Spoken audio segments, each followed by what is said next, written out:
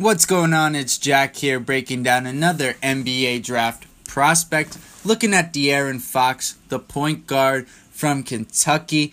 Now De'Aaron Fox is 6'3", 185 pounds, about 6'5", 6'6" wingspan, again depending on who you ask, which website you look at. It's going to be very interesting when all these guys' officials come out during the Combine, for those that do attend. I'm not sure actually if Fox is attending the Combine this season, but anyways, let's talk about Fox, the player.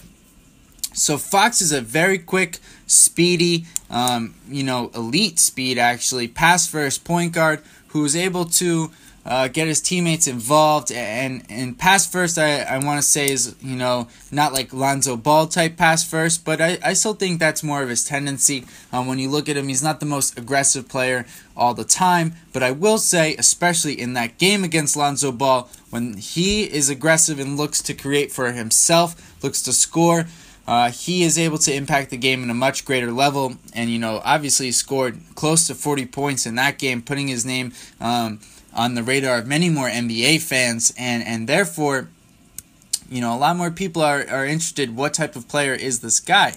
And so with Fox, that's really not the norm for him to be that aggressive offensively and look to score for himself like that. But I do think if he were to lean more that way, it would be a benefit to his game and open up his passing just even more.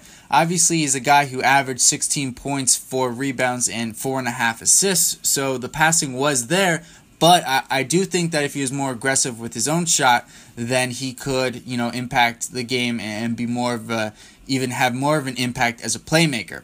Now, I like Fox more than his teammate Malik Monk, and the reason is I think Fox, because he's more of a playmaker, because he's a better defender in my mind, he's so quick, he's got great hands, and he really bothered Lonzo Ball, again back to that game, with his pressure and really taking it to him. And Fox is also a bit longer, a bit taller than Monk at the point guard position to boot. And so I just value guys, and you'll see throughout my videos that can do more versatility and play on both ends. And Fox definitely does both those things. Now, the concern with Fox right now, and it's a big one, is his jumper. Now, when I said his stats, I didn't mention his shooting percentages, which he shot pretty well from the field, very well, I will say, 48%. But he shot 25% from 3. And, he only shot 74% from the free throw line, which is, it's about an average number, but as a point guard, you'd hope to be in the 80 percentile.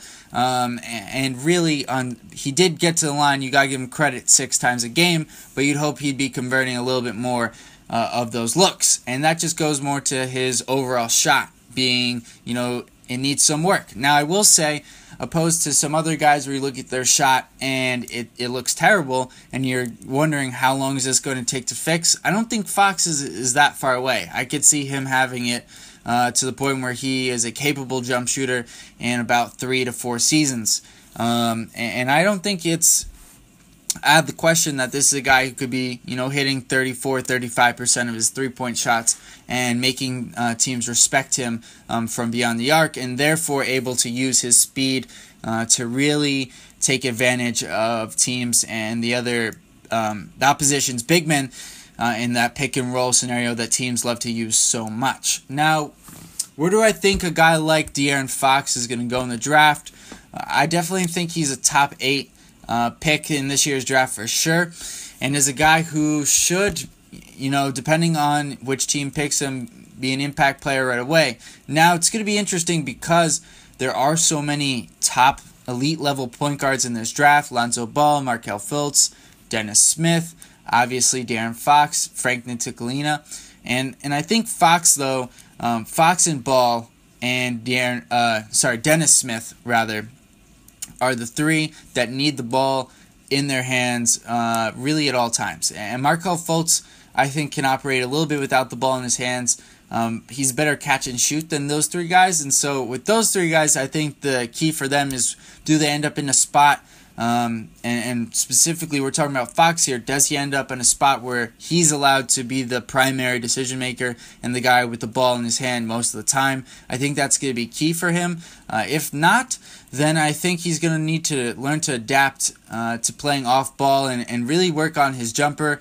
And, also another area he's going to have to improve it is, sometimes he does get a little bit out of control on the offensive end with that speed and that quickness, and he needs to just rein it in, improve his ball handling some. He needs to tighten it up because it is a bit sloppy at times, and that did result in 2.5 turnovers a game. Not the worst number, but still it could have been cleaner, especially since he didn't have that many assists, only 4.5. But overall, I think that Fox is a very good dynamic playmaker on offense, who's a guy who can already score very well.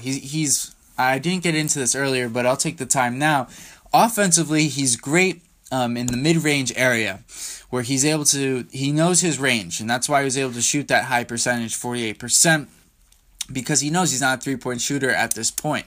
And so he knows how to find areas and find different places, especially when he gets into rhythm in that mid-range area to get a shot off. And in that aspect of his game, he's very advanced. He still needs to develop the three-point shot, the consistency from the free throw line, but the interior part of his game, and that's important because of his speed, and it's going to be available to him. And so he's going to be able to take advantage of that, I think, immediately at the next level.